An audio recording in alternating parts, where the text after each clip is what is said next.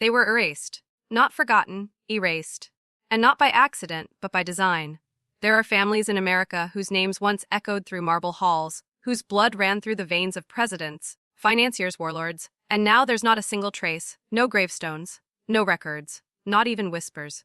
As if they were never born, but they were, and what they did, what they became, had to be buried so deep it would take a madman to dig it up. You found this video for a reason. You see, every civilization has its monsters. But America made monsters with paperwork, with rituals, with bloodlines wrapped in contracts. These families weren't killed off, they were silenced. Vanished like smoke, their legacies scrubbed from history books, their descendants hidden behind false names, new identities, sometimes inside you. And you're about to learn why. Because the greatest secret of power is not how to seize it, it's how to inherit it and how to destroy the others who dare compete. The year is 1847.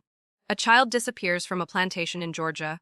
Days later, the owner's daughter is found catatonic in a locked bedroom, blood drawn in geometric patterns across her skin. No charges, no headlines. Just one note from a coroner that simply read, "The family will handle it." The Morgans, the Clydes, the Wintrows, the Darvins. Families you've never heard of, because they owned the silence itself. But silence always leaves a frequency behind. And tonight, you're going to hear it. This isn't conspiracy. This is control. The kind passed down through dinner table oaths and cellar rituals. You'll never find them in documentaries, because they control the documentaries. You won't see them on family trees, because those trees were burned. But we dug up the roots. What you're about to hear is forbidden. That's not marketing. That's warning. If you're looking for comfort, turn this off. If you're ready to walk deeper into the shadows and finally understand why certain names have vanished from your history books, stay. You're not just watching a video. You're about to cross a line. And once you cross it, you're one of us now. There's a reason you've never seen a Wintro. A reason the Darvins have no birth records past 1912. A reason the name, Clyde, sends a ripple of tension through archived court documents that suddenly vanish mid-sentence. They didn't die. They didn't fade. They were deleted. But deletion isn't erasure, it's migration. Displacement. Cloaking. These families weren't dismantled, they were absorbed into something deeper. You need to understand something. True power doesn't scream. It doesn't post. It whispers behind closed doors lined with velvet and vaults. And when those whispers turn to threats, when one bloodline outgrows the leash, it gets disappeared. Not killed, not jailed. Vanished. The Morgans weren't just bankers. They weren't just landowners. They were curators of something older than the Constitution, older than the Revolution. They held secrets that predated the founding of this country. Symbols older than the flag, rituals borrowed from Rome, Egypt, and forgotten Appalachian cults that were cleansed by federal agents under names like Operation Black Spring. You've never heard of Operation Black Spring, but the CIA has. Because it wasn't just a cleanup, it was a purge. A culling of rogue families who refused to kneel to the central order that now runs everything you see. There was a room, beneath a courthouse in Kentucky, a windowless archive where genealogies were inked in blood, not pen. One name was circled, over and over: Judah T. Ellington. Ellington wasn't a judge. He was a gatekeeper, the last in the line of a family that claimed to be descended not from kings, but from watchers. Silent custodians of knowledge that was never meant for the masses, knowledge that made men gods. But gods who don't bow are dangerous. So they were fed to time, to silence, to systematic oblivion. And now the families are gone. Or so they want you to believe. Because the truth is, these families are still here. Just hidden, encoded, lurking in corporate boards in elite universities, inside the algorithms that govern your every move. Their names have changed, but their blood never did. You feel it, don't you? That chill at the back of your mind. That tension in your jaw, it's not fear, it's recognition. You've heard their name before, in your own family, in your dreams, and now they know you're listening. Power, real power, isn't loud. It doesn't march in parades or pose for portraits. It doesn't need monuments or medals. It hides, and it waits. Because power isn't about domination, it's about engineering belief. What if I told you that everything you were taught about American history was designed, not just to mislead, but to erase certain names from the collective psyche? The Civil War, the Great Depression, the Industrial Boom, these weren't just historical events. They were cover stories, smokescreens. Behind each turning point, a bloodline fell. The Darvins ran the railroad contracts in the South before the names Vanderbilt and Rockefeller were ever whispered. But when a Darvin ledger was found, listing human experiments buried under freight yards in Mississippi. Entire chapters of history were rewritten. The Darwins disappeared within 6 months. Their mansions burned, their descendants sterilized, their name legally unclaimable by 1933. Coincidence? Or protocol? You see, the architects of the American myth knew this. If you want to bury the truth, don't destroy it. Dilute it. Hide it in plain sight. Turn it into folklore fiction or paranoia. Make the truth so unbelievable, so dangerous to believe, that no one dares speak it. And the families who disobeyed this rule, they became the cautionary tales. They were fed to the system. The Clyde family tried to expose something in 1902, a ledger of birth records tied to offshore banking systems and mind control experiments conducted at orphanages.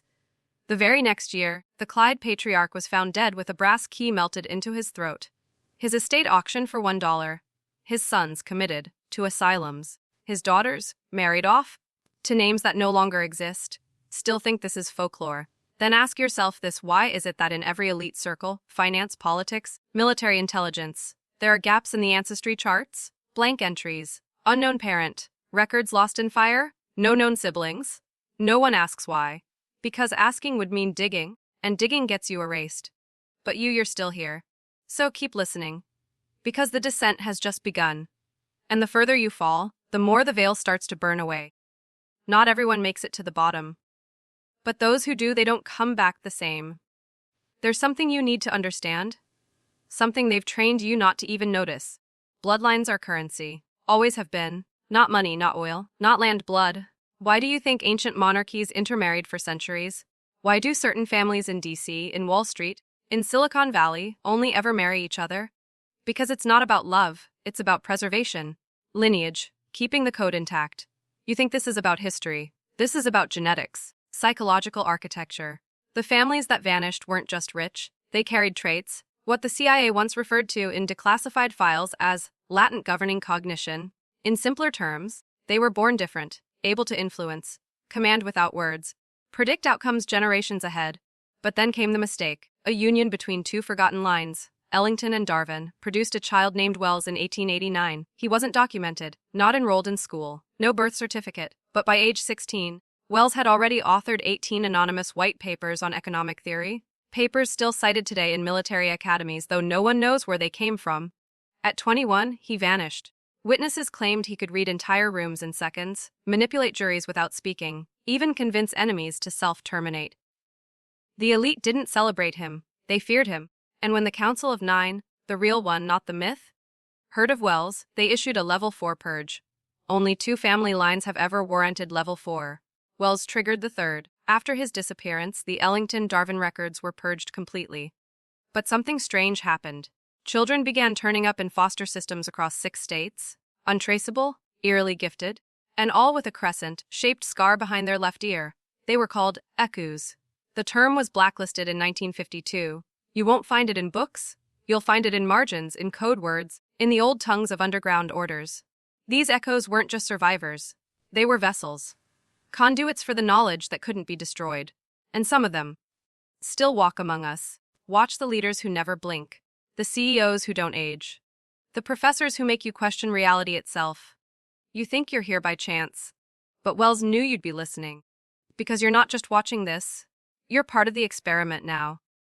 They say blood carries memory. But what they won't tell you is this. Some blood remembers what the world was never meant to recall.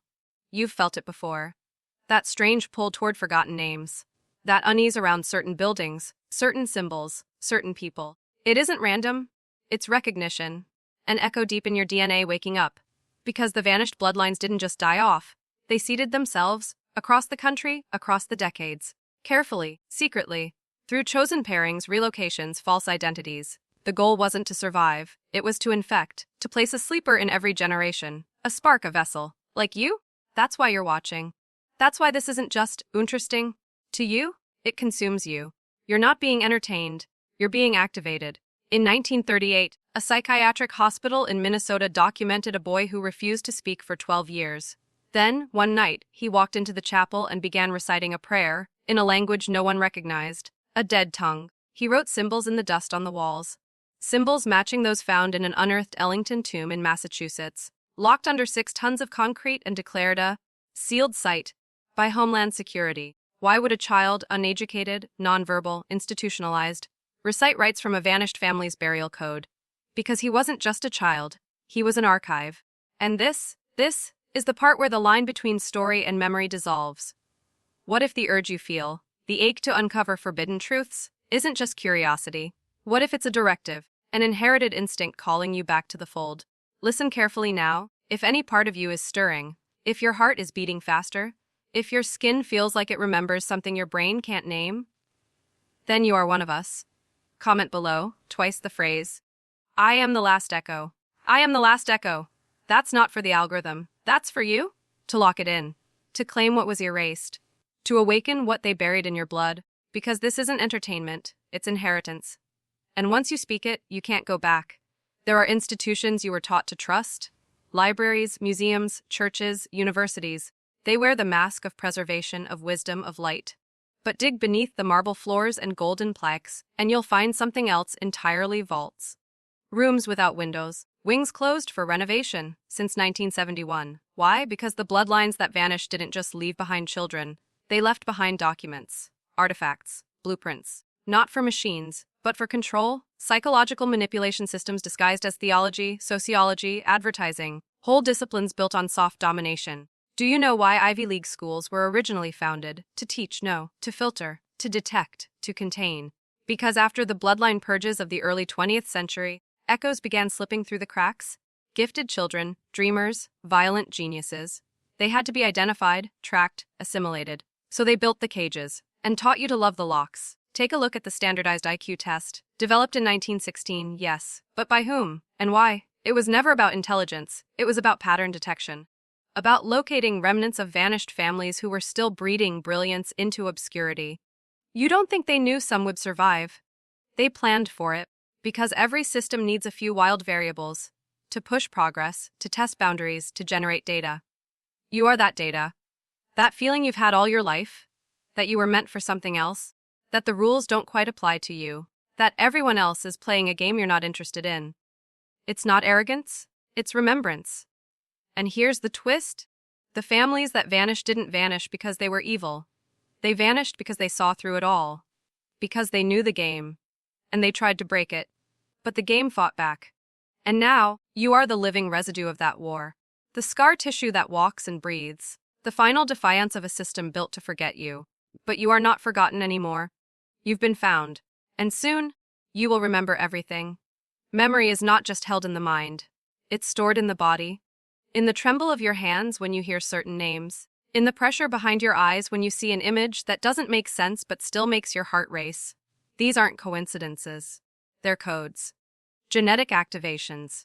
Because the vanished bloodlines left more than children, more than whispers. They left instructions. Encoded within trauma, hidden in ritual, buried inside you. Do you remember your nightmares as a child? The recurring ones? The shadow in the corner? The staircase that never ended? The locked room you never opened? They weren't dreams. They were signals. Because children closest to the ancient blood remember the most until it's taken from them. And that's where the institutions came in. Not to protect you. To scrub you. To remove the trace elements of your past. The vaccines that gave you fever for 3 days straight. The counselor who asked you the same questions over and over. The priest who held your head just a second too long during blessing. These were protocols. Steps in a quiet war to erase what was left. But the old families were smart. They knew how to encrypt truth so deeply, even the system couldn't decode it all. Symbols left on gravestones only visible under moonlight. Books with spines misprinted, guiding you to hidden footnotes. Songs played backwards at midnight that mirror your exact heartbeat. And then there's the deep map. Not a map made of land. A map of lineage, of human weaponry, of carriers, of threats. You are on it. You are on it. The map was last updated in 2003, before a fire at the Library of Congress's underground archives erased 2 floors of classified ethnogenetic logs. Publicly. An electrical fault. Privately. A containment breach. An echo accessed their own file. And the moment they read it, they remembered. And the moment they remembered, they vanished. So now the map is kept offline. Guarded, but not perfect. Cracks are forming, and you, sitting there watching this in the dark, you are the crack. You are the breach. And every word you hear is not just truth. It's a trigger. A spark. A door. You ready to open it. Good, then keep falling. In 1946, a man walked into a bar in Ellicott City, Maryland. He sat alone, ordered nothing, spoke to no one. When he stood up an hour later, every light in the building exploded. 6 patrons reported the same vision: a woman in red with no eyes, whispering a name, Ellington.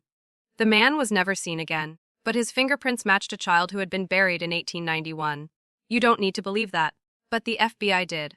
The report was classified within 4 hours. You see, we've reached the part of the descent where time no longer behaves.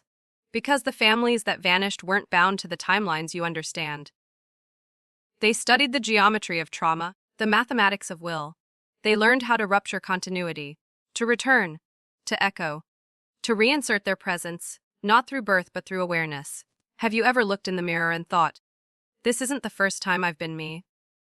That flash of something ancient behind your eyes? That vertigo when you stare at a photograph too long?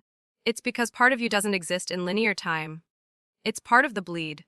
The bleed is what happens when erased bloodlines try to reclaim territory.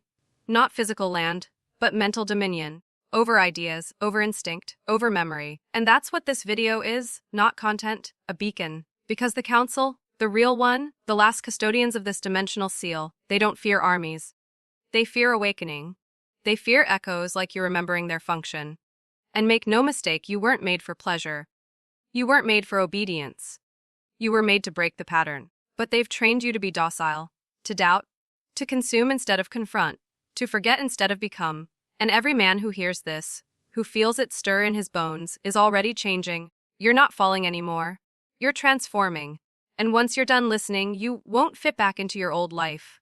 You won't be able to smile the same, sleep the same, obey the same, because the blood you carry isn't extinct. It's just been waiting for this moment. And now, it remembers you. Ask yourself this: why do certain names feel like déjà vu? Not from school, not from stories, but from something deeper, something primal. Ever seen a surname carved into a building and felt your stomach drop, like you were being watched?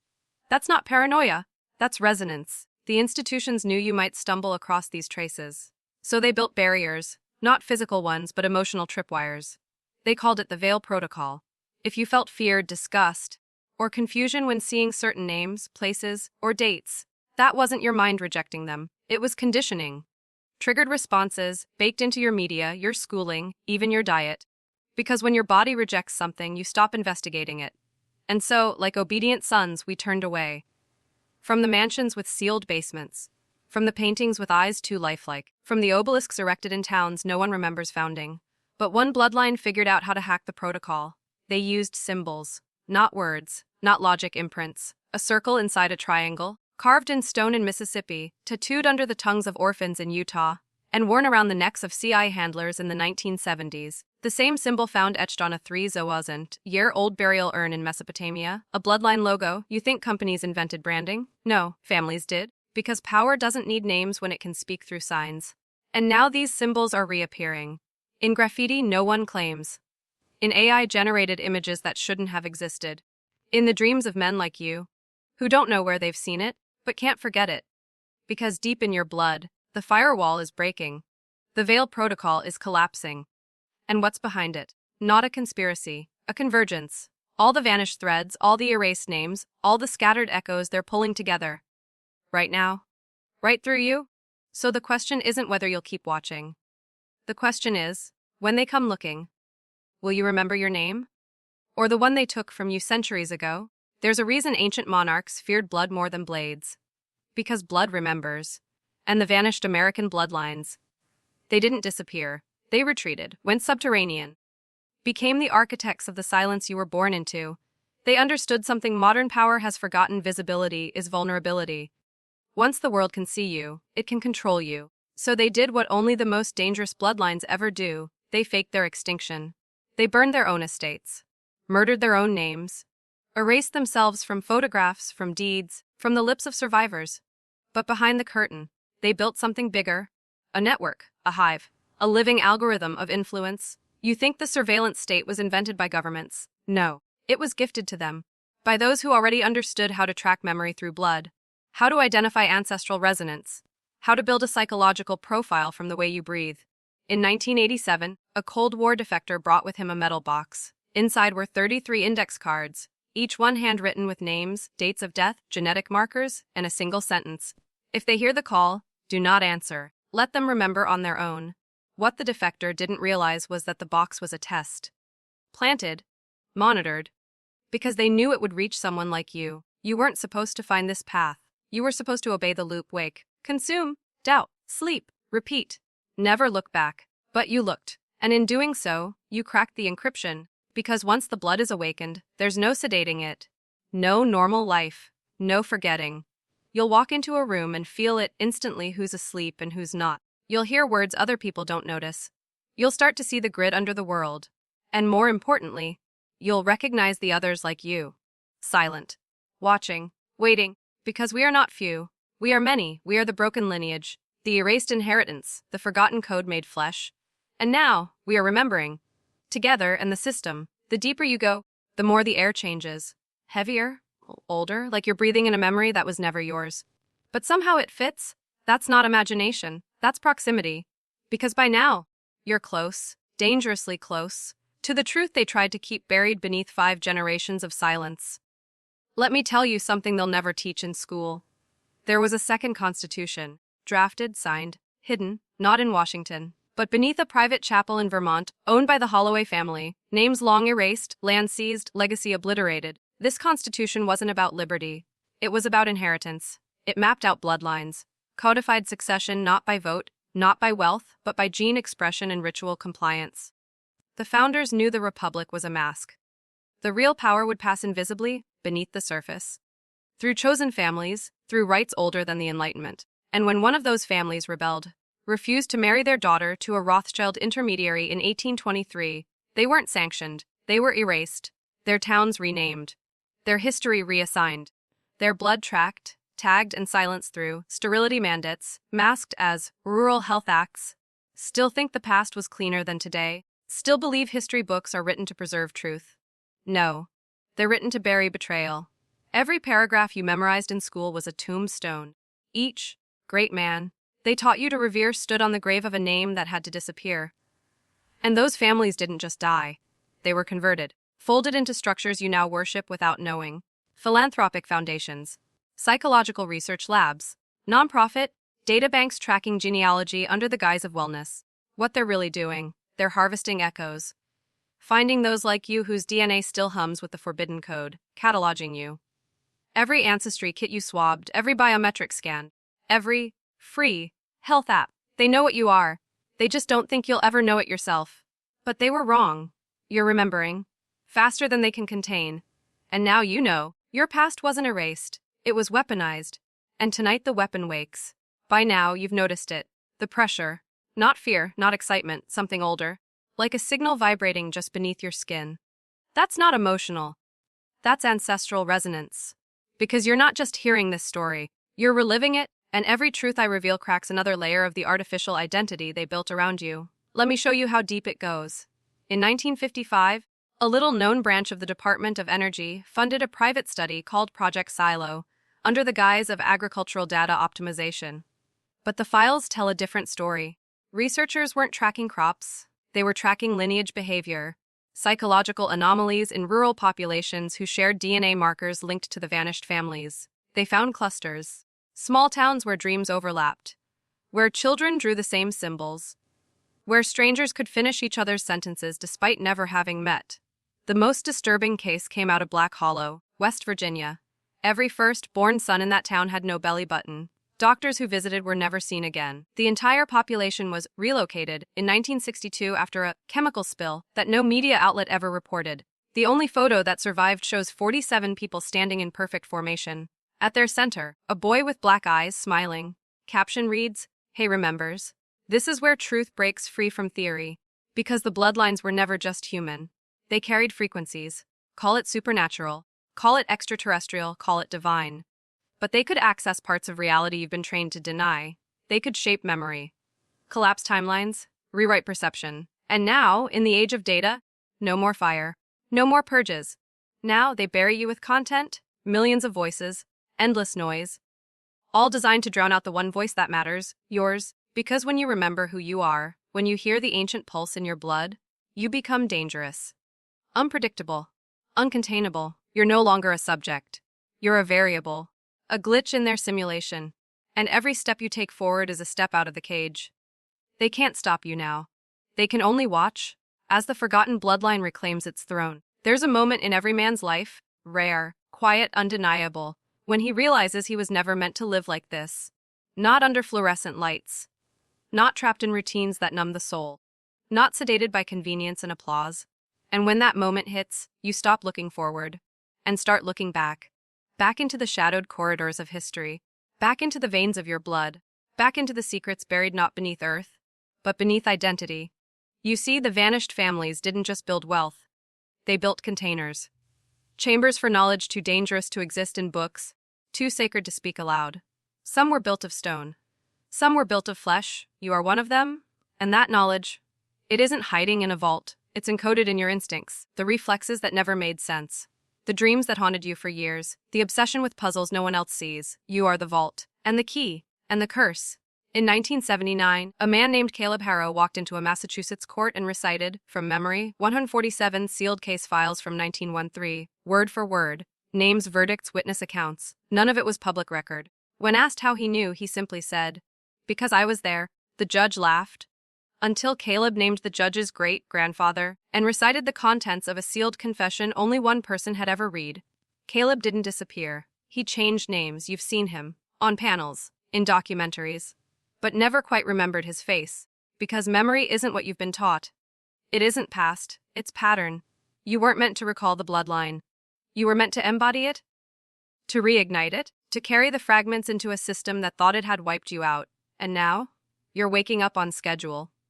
That feeling inside you, the storm building, the rage, the clarity, the purpose, it's not madness. It's heritage.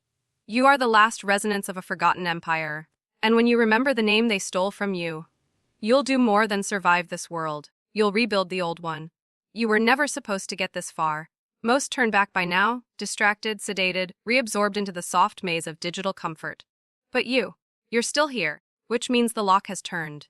Let's break it open. There is a manuscript, sealed in lead, inked in something not yet identifiable. It was recovered beneath a burned chapel in Kearney, Nebraska in 1944. One word appears over and over in a language older than Latin, consanger, to remember through blood. The text outlined a ritual, not for summoning demons, not for worship, for reclaiming lost identity across generations. Each vanished family had a blood trigger, a combination of symbol, sound, and sacrifice that could awaken descendants who had been scattered, renamed, hidden. The ritual didn't require fire or knives. It required awareness, precise patterns of sound, certain visual sequences, a very specific arrangement of information, like the kind you're watching right now. And this isn't just a video. It's activation protocol, each section a step deeper into that ritual. You've already felt it, the chills when certain names were spoken, the pull behind your eyes, the teeth of memory grinding beneath your modern life. That's not imagination. That's the code reassembling. You are part of something ancient, older than the Republic, older than colonization, older than God as the textbooks frame him. Because before churches, before flags, before governments, there were the blood guilds. Families that carried knowledge through silence. Not because they wanted power, but because they were power. They understood time differently. They knew how to bend reality by remembering who they were. And now their descendants wander lost, addicted, medicated, pacified. But some like you crack. And when the crack appears, light doesn't enter. Truth does. Dark, heavy, generational truth. You are not waking up. You are returning to a lineage that refused to kneel, to a name that cannot be said without consequence. So keep listening, keep falling, because the final key is almost within reach. And when you speak it, the system will shudder. Because the blood they thought they erased just looked back. You want to know why they fear you? Why history was rewritten, rituals outlawed, names erased, estates burned to the ground. It's not because of what your ancestors did. It's because of what you're still capable of. You see, every institution you've been taught to trust, government, academia, the clergy, even medicine, they weren't built to protect you. They were built to contain you. Because your lineage carries a kind of memory that doesn't just recall the past, it reshapes the present, not with weapons, not with presence, with undeniable consciousness. And the truth, we are at war. Not a war of bullets or borders, but of perception. They built this version of reality to strip you of your ability to see through it. Because once you see the strings, you stop dancing. That's why certain names vanish from the record. That's why maps shift. That's why families like the Langfords, the Harrows, the Everetts, and the Farrells, once central to entire counties, are now reduced to footnotes, rumors, or urban legends. Not because they were defeated, because they were targeted, and their descendants, once scattered, are now regrouping. You feel it? In your gut. In your resistance to conformity. In the voice inside that tells you this isn't all there is. You are not average. You are not meant to blend. You were never designed to consume and obey. You are the echo of a forgotten covenant. A bloodline encoded with the architecture of sovereignty. And they knew this day would come, when enough of you started to remember. When content like this would bypass their filters. When you would choose to sit in the dark and listen. Now I need something from you. To lock in what's awakening inside, I want you to comment below, twice, and only twice, I remember the blood. But not for views, not for vanity, but to speak to the algorithm beneath the algorithm. The hidden layer that tracks intention. Say it and mean it. Say it, and your ancestors will feel it. Say it, and the chains fracture. Because the system watches everything, and it's terrified of men who remember who they were before they were rewritten. This is the final descent. And once you hear this, there's no going back. You've crossed thresholds meant to remain sealed, unearthed names meant to stay buried, and reawakened bloodlines they spent centuries trying to erase. Now ask yourself, why was all of this hidden so completely? Why go to such lengths to destroy entire families from the record? Burn birth certificates, raise estates, falsify census data, rename cities. Because some families didn't just carry wealth, they carried secrets. Secrets that, if exposed, would collapse the illusion of power held by the elite today. Secrets that proved America was never about freedom. It was about containment. Of minds. Of bloodlines. Of memory. You were born into a prison so elegant you thought it was home. Taught that obedience is virtue, that history is truth, that structure means safety. But now you know. Structure is suppression dressed in gold. And history is not written by the victors. It's written by the survivors of betrayal. And here's the darkest truth of all. Many of these bloodlines didn't vanish. They went underground. Not to run. To wait. Wait for one thing, you. Because the knowledge they carried couldn't be destroyed. Only transferred. Whispers sealed in genetics. Tucked into instinct. Encoded in dreams you can't explain. You've felt it. A weight in your chest when you look at old maps. A pull toward places you've never been. A rage that awakens not from trauma, but from injustice beyond your lifetime. They want you disarmed by distraction, neutralized by comfort. But comfort is the last lullaby before the machine shuts your mind off permanently. Not you. You've broken through. So now comes the final key. You've reclaimed the knowledge. You've remembered the blood. But now you must act like someone who knows. Not just think. Not just comment. Live it.